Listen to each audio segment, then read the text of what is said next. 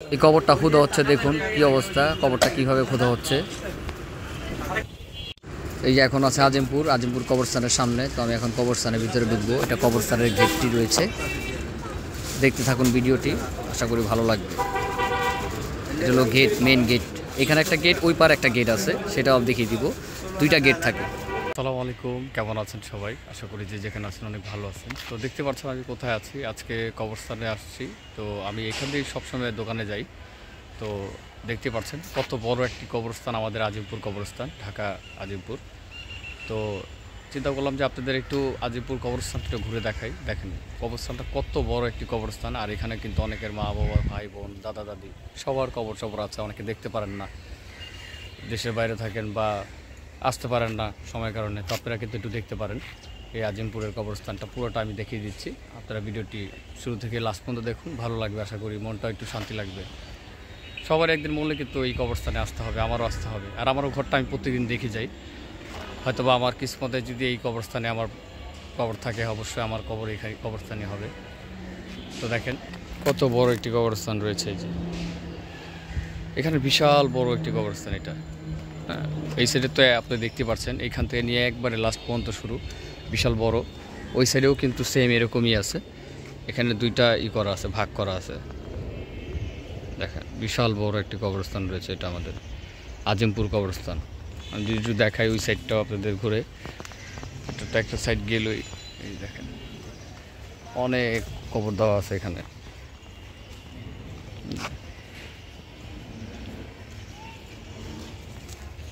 এটা হলো আরেক সাইড, এই সাইড তো দেখালাম।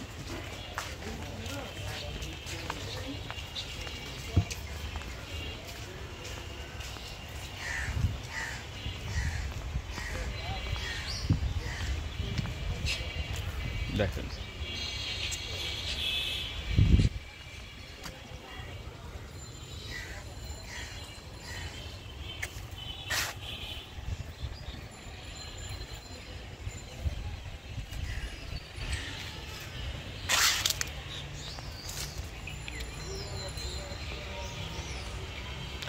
বিশাল বড় কবরস্থান এটা রয়েছে।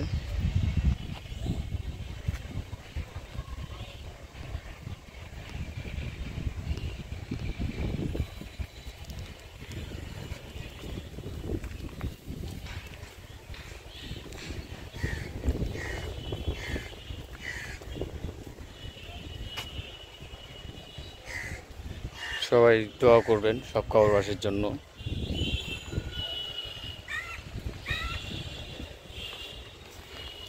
ভিডিওটা আজকে এখান থেকে যেতেছিলাম, চিন্তা করছি তাদের দেখানো হয় না, চিন্তা করলাম আজকে একটু করে দেখাই দিই।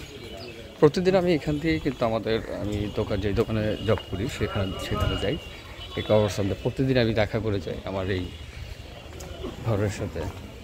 যে কোনো এক কোনো হয়তো বা আমি কখনো আসতেও পারি, আল্লাহ যদি হুকুম করে।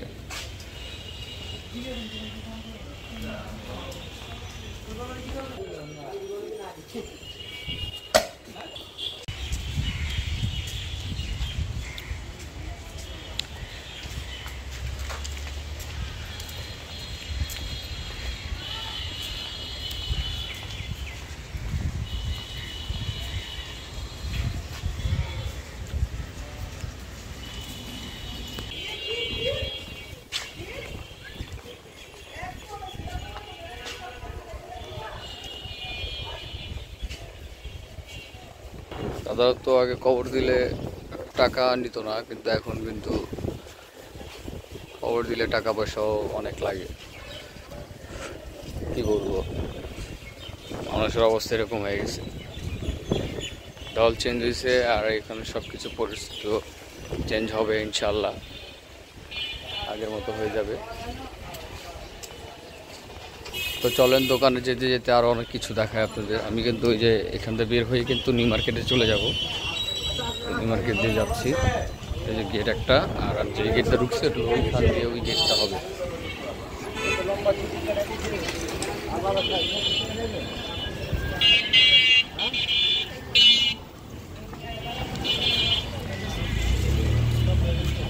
হলো নিউ মার্কেট, সুপার মার্কেটের সামনে, সার্ভিস গেট বলে এটাকে।